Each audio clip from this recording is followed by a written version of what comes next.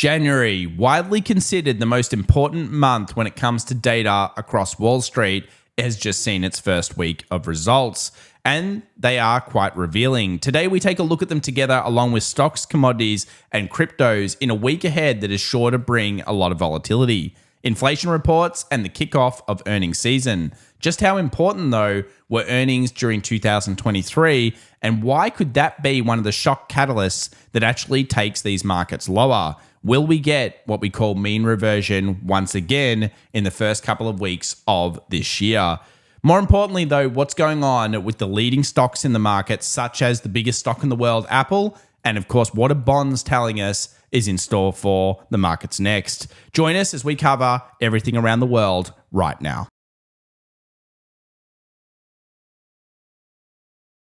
Well, welcome back, everyone, to The Daily Show, where we talk about markets around the world. My name is Tom. This is our special weekend edition, and we've been running these for over 3+ years together. So if you love markets like we do, then remember to subscribe and smash that like button. There's a lot to cover today, including some large dark pool activity coming up in the show. Let's talk about the week in review. It was clear that big tech was not favorable and markets moved into defensives, which we started to see late in 2023. Remember, when markets go defensive, sometimes a bigger sell-off is in store. It also makes sense that we might be getting something like that as we hit an extreme greed reading only a few weeks ago, and now we're starting to go back into the greed. Will we get to neutral and maybe even some fear in January? Well, there certainly are some stats that are starting to lead into that way. But first off, let's take a look at the flow through the major sectors.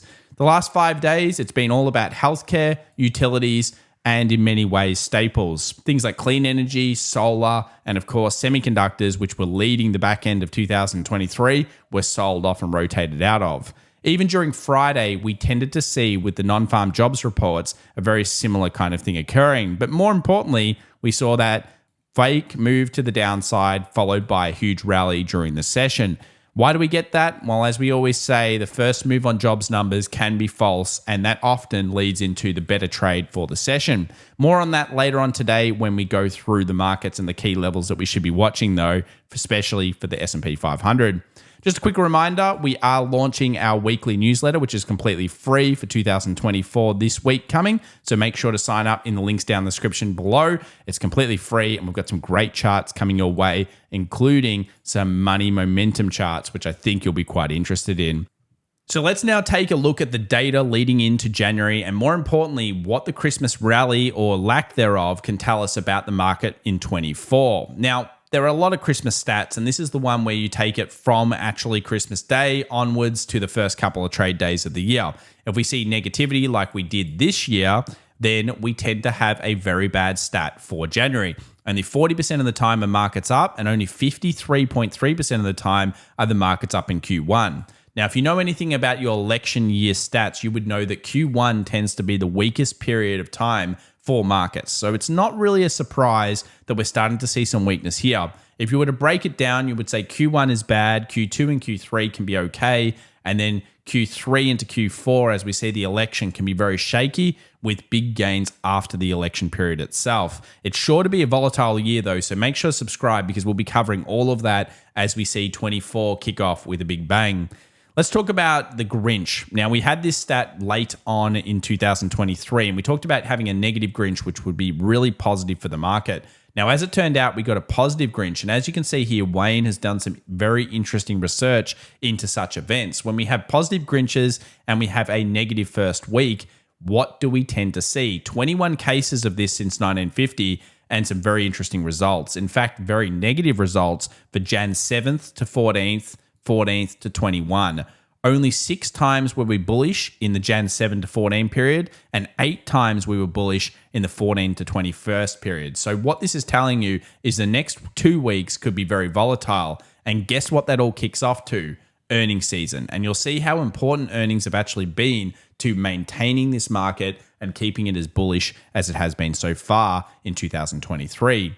Another one that we're going to have a look at is, of course, the 2-month data between November 19th and January 19th. This data may also help us to build a case for the rest of the year and some models about what we think might be happening. And I expect by the end of January on this channel for us to have quite a few interesting ideas about what might be in store for the rest of the year based on statistics data and, of course, our technical analysis levels, which we'll be doing later on in the month. So stick around for that. It's going to be a big one.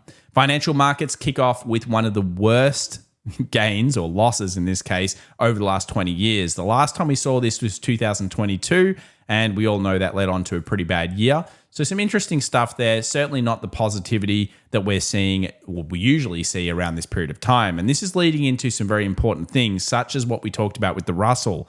We know that the Russell had an amazing gain at the end of last year, and a lot of us were following that. It's returned really poorly, though, in 2024 so far. And a lot of us have been speculating that it's got to do with profit taking and, of course, that huge momentum that was running through with some key levels being hit technically. That now we're back at this level right now, we're going to find out whether markets are able to hold this level, and more importantly, whether the Wall Street buyers want to take us to new highs on things like the S&P 500. Why is the Russell such a contentious subject? Well, look, the Russell itself is not very good. Russell 2000 companies that are actually unprofitable is pretty high. 40% plus of companies are actually unprofitable in the Russell. And it leads you on to thinking about when you're talking about growth or these types of sectors doing well, such as the Russell 2K, it's been better to be in very particular sections of the Russell, such as growth, mid caps, etc., that we've talked about quite a few times. What direction do retail traders think markets are going? This will be very telling this week, and I would expect it to drop quite drastically in the bull end and then, of course, increase quite a lot in the bear end. We did see this report, and it came out, Thursday, Friday last week, or this week actually. And what it was telling us was, of course, the result data from the Tuesday. So before we saw the big sell-offs. So just remember, this will change drastically, and I expect bears to increase quite a lot leading in. If we do see a sell-off in the next 2 weeks and we get back to mean reversion and some other levels we'll look at in the S&P 500, then I could see quite a lot of buy the dipping coming through based on everyone starting to turn very negative on 24. You'd be surprised how fast people switch. And I'm sure if you've been around in the markets for a while, you would have seen that very quick kind of click switching that we've seen so many times. 2020, 21, 22. Every year has been very fast momentum switches from bull to bear and bear to bull very, very quickly. So let's talk about VIX and Apple. So, of course, Apple already spiking up, often considered a canary in the markets. The biggest stock in the world can sometimes show you that something a little bit concerning is happening underneath the hood. And that's certainly what's happened in this case. We saw Apple go first. We saw that big volume transactions come through where there was clearly someone selling. And a lot of that has to do with this stat, I would say, which is Apple's ratio of buy ratings to dips about the 3-year low level. So this is basically telling you that economists and all the people out there that are saying, usually buy Apple, we love it, recommend it, are falling to new lows. They're not very confident in that. And why that's important is probably really down to this chart. Returns are mostly driven by earnings over the last 4 years. So you might think, well, everything's doing poorly. Well, it turns out actually not really. Markets have done quite well. And especially in 2023, we saw some surprise earnings growth. You can see here 7% earnings growth, multiple growths came through. And really earnings has been one of the biggest, most important factors to market growth over the last couple of years. And this leads us into why this week is important. By the end of this week, we'll see the big banks kick off. We've got some big ones coming through like Wells Fargo, Citi, and of course JP Morgan, often considered the most important of the big banks when it comes to showing us the reports. And because we're kicking off earnings season, that means volatility will be here and we could see mean reversion very, very quickly, something we'll be looking at. Remember, the mean reversion is the movement back to the 20-weekly moving average, and it's one of those really well-known but really consistent moving averages that can be widely considered one of the most important zones in the market. And we'll show you that later on the charts in today's video. Do expect also some large moves. You can see here both Wells Fargo and Citi are expected, according to the options market, to move around 5.5%. Yes, percent plus or minus during the earnings report. So quite a lot for big banks. And this means tech is going to have some extreme volatility in it coming into this earnings season. I wouldn't be surprised to see some 10 or 20% moves on some of the stocks. Wall Street's targets are pretty extended at this point. We're pretty much trading around 3% now. This was taken just before the sell-off, so 3 to 4% away from the current levels. And it's really showing you that at this stage, unless earnings is actually kicking off really well, it doesn't look like there's that much upside according to the economists out there. But do remember, they often do get it wrong. What about us as retail traders? Well, we already talked about how everybody was really bullish into the back end of 2023. And in similar circumstances, we've gone into generally 3-month pullback periods. Now, that's consistent with our Q1 kind of discussion before about January looking weak so far. And the first 5 days in particular, which we haven't seen just yet, showing us potentially a weakness in Jan and weakness in Q1. Now, what happens after that point could be actually quite good for markets. And I think a lot of this will come down to price action, which we'll be looking at on this channel very closely. We did see an interesting jobs number. Of course, the jobs openings, though, still dropping for another month overall and showing there is tightness in the economy, even though jobs are still increasing a little bit more than maybe the Fed would like them to. US job openings are dropping off a cliff, though, and this is actually disconnecting to the market. Often we've considered job openings and the market to be kind of going hand in hand.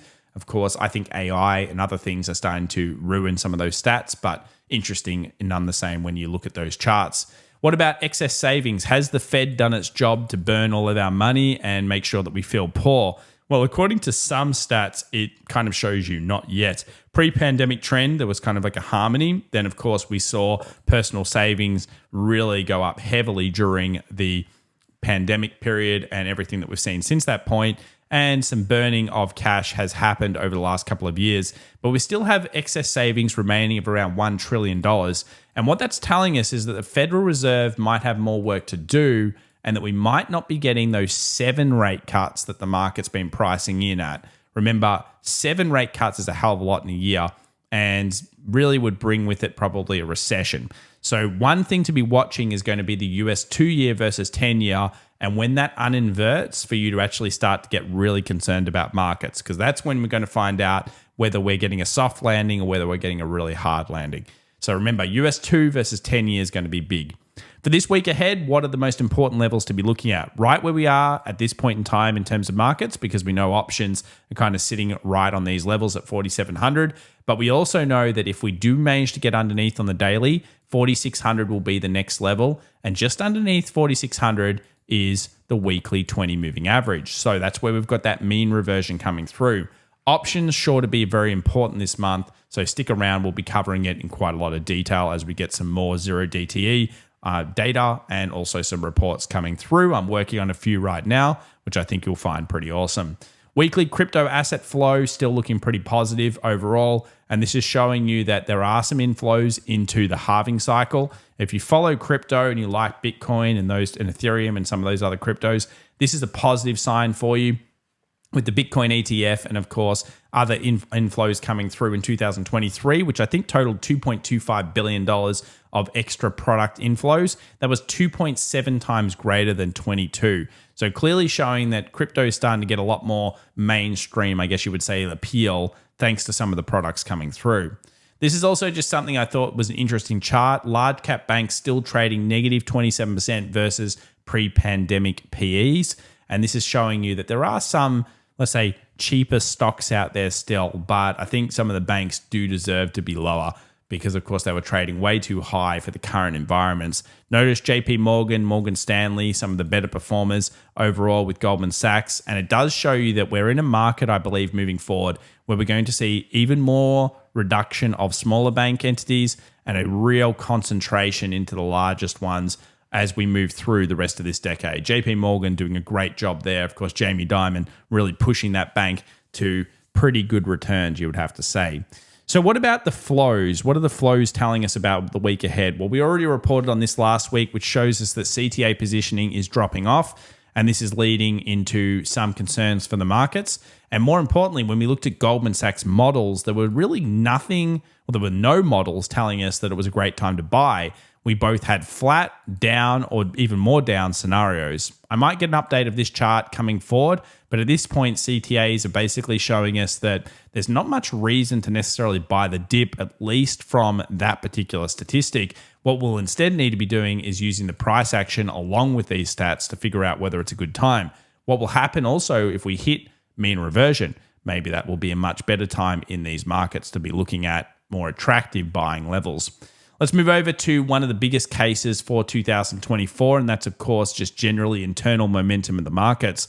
All of the markets have been going up quite a lot, and this has led to stocks in general recovering. Now, we haven't seen too many of these data reports, but you can see here when we cycle from the Qs and we go from negative 20% up to 50% plus, we've only seen 3 other times where this has occurred. And all of those have been at the beginning of bull cycles. What you'll also notice, though, is we go into sideways to volatile times often when we get these types of reads. So not unusual to get a read like this, see internal momentum doing well, start to get some mean reversion, start to get some consolidation, and then move higher. That's why Q1 might be actually one of the most interesting periods of 24 moving forward.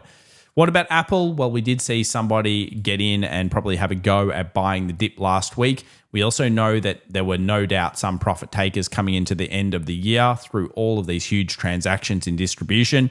And we're coming into what has historically been a pretty big accumulation level of the street. So something we'll be looking at on the charts.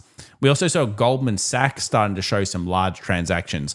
Now, we can't tell necessarily this is distribution, but certainly a huge amount of transactions in a very tight coiled position.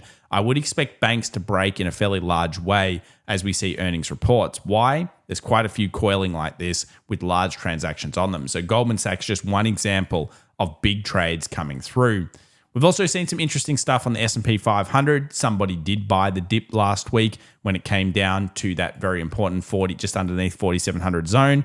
And we also saw some large transactions coming through triple leveraged ETFs. So both of those really right after or around those highs post the non-farm payrolls results. So we dropped, we rallied up, some large transactions came through. Are these sells or are they buys? That's really the question mark. We're looking at the key levels in terms of breakouts that could tell us which way these big trades are actually on, whether they're sells or buys. And we know that the SPY has also been trading quite heavily around 4,700 from the perspective of somebody showing some big signature prints. So clearly someone is buying that level, but is that going to be the end of the world or the biggest thing? It could just be a little bit of, let's say, buying in after doing some profit taking. We don't know what their strategy is. So remember, you have to take some of these things with a grain of salt and some you can build into a better case. Let's talk about options. So it was a fairly large Friday trade, 39.5, which is pretty much straight on average. And we did see an improvement in puts, 47% puts to 53% calls, but still more strongly on the call side from retail traders in general. So more people trying to buy the dip and 29% of all single leg transactions still remaining from retail traders themselves. In terms of whether there were any big imbalances, I would say the Qs were a little bit more puttish. And you can see here the S&P 500 really got some large puts placed on it. 4.9 versus 3.5 on the call volume, which is kind of showing you here that maybe we may have actually even found a technical support for it right now. But again, if we break down below and we'll look at those charts very soon, that's when we'll see that kind of, I would say, flash into 4,600, 4,550, which does hold some buyers, you would think, on the charts. Let's move over to what the Federal Reserve and central banks around the world are doing. We saw a huge drop into the back end of 2023 from their support in markets. Then we saw a bit of a pickup as we started the year, which is pretty normal. We have started to see a sideways action on central bank liquidity and world central bank liquidity. If this starts to drop and prices are dropping with it, it doesn't bode well. This will be the most important demand zone for the S&P 500 moving forward, which sits around that 4,550 zone to 4,500. That's going to be an incredibly important level. Let's move over to yields now. As we mentioned, this was a really important level we've had for some weeks now on the channel, and we've been talking about how this is where we kind of expected a big sell-off in yields to be possibly met with a bit of mean reversion. Now, mean reversion would push us back to 4.2%.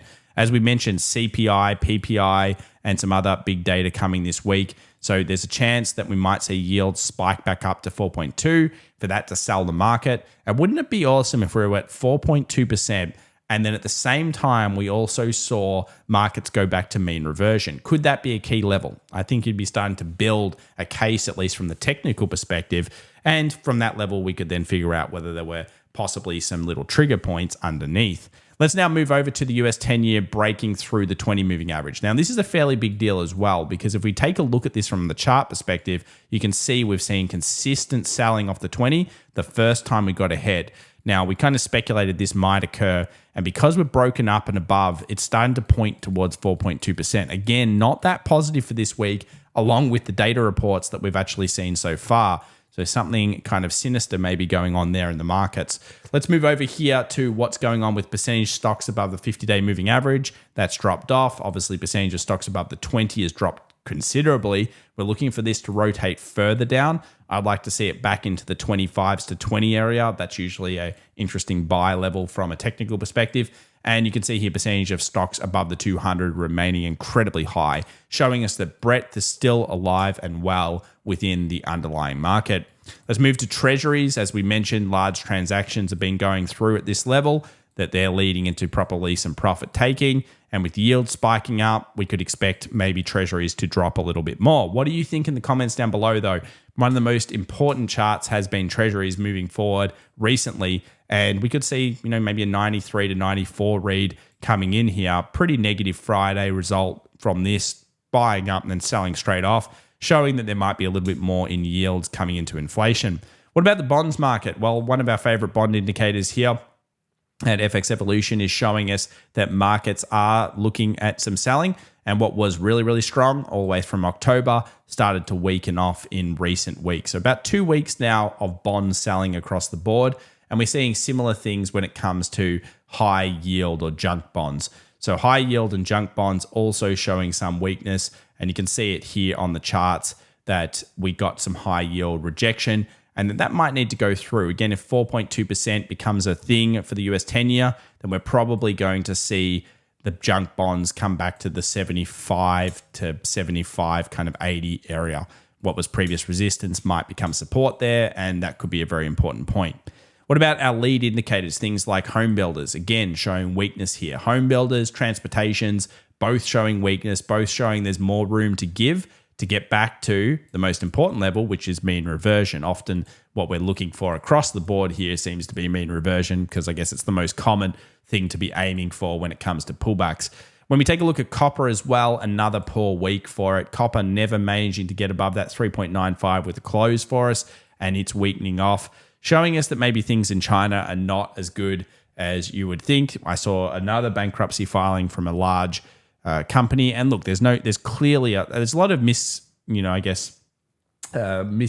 of stats around China. There's no doubt they've got massive property issues, and that they're going in and plugging all those holes. But the question is, how long could the government do that for? Remember, it's a very different situation over there. But yes, copper falling off. And this is not exactly what you want to see into Chinese New Year. Obviously, we want that to break out. And in many ways, I feel like if copper is able to get through here, we're probably going to be seeing strength in the Chinese market as well. So copper being a read for that in 2024. Let's move over to the dollar index. Now, it filled the gap, so I guess that's pretty good. This is dollar index futures, and you can see a really nice fill there to the gap level, which some day traders may have taken advantage of. Unfortunately, we ended up as a long leg doji. So we have a low, a high, an open, and a close at the same level, and that means we didn't really get a super breakout or anything.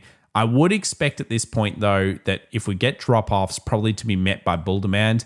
And I still think that 104 is a real possibility here for the dollar index, specifically if we also see yields spiking back up. So you can see here the initial reaction to the non-farms was pick it up, and they sold it straight off, and then they kind of rallied it back into the same level. There are sell and buy scenarios here. To me, I'm probably going more towards the buy end on the dollar at this stage until we get further weakness, hopefully around 103.80, and we see those yields kind of spike into those areas at the same point. Same kind of case here for gold. Gold managed to hold above the daily 20 moving average. Long leg doji around the most traded zone. 2003, also an area to be watching for buyers to recommit. And I'm not too sure what to feel about with gold. I think there's a bull and a bear case at the moment. I could see a lot of bears trying to sell up here, which was spoken about several times, 2070 to 75. And we've also talked about why we see buyers here and here. So I still think those are the two levels where we might get buyers. And at this stage, if I was looking at this on a chart, I would say gold probably looks a little bit more bullish than bearish just because it's held that most traded zone and managed to rally back up.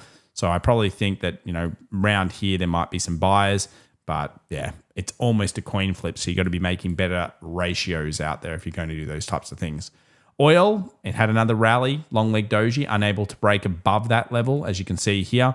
And we're back into that kind of where we've seen short zones. However, this time around, we have already seen two shorts that have come off this level, which is boding kind of positively towards oil. So you can see here with all the things going on in the world right now, this pullback being met by bull demand was actually a pretty good trade. Get that nice rally coming through. Here's a great level to go for, a little bit over a 1-to-1 style trade.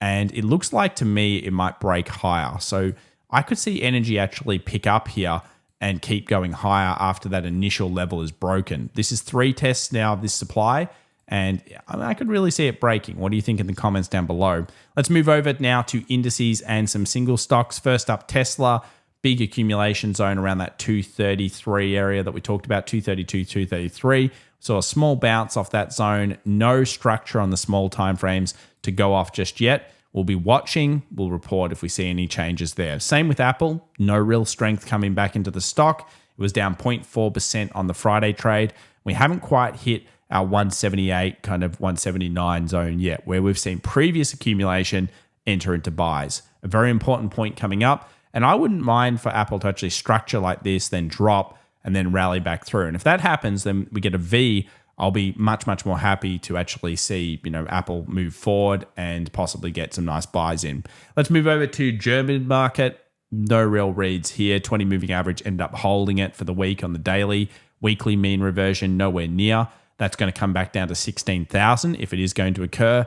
And when you take a look at this on a weekly, it doesn't exactly look strong, but I don't think there's an easy trade here. You might be screaming at the screen saying, look, the trade's short, man, the trade's short. Yeah, possibly, but I would prefer it down here, show some structure towards the length. You don't have to trade every market just because you see something. So until you have edge, remember it's patience, react, don't predict. Better off finding the levels to react off. Australian market, yeah, well, we know we're in resistance. We know that this is really more about the S&P 500 at this stage. We do see energy pick up though. That'll add something like copper. That would be quite strong for the Australian market. It's very, very reliant on things like materials, energy, and then of course we also have a lot of financials in that particular market. US 2K, the Russell 2000.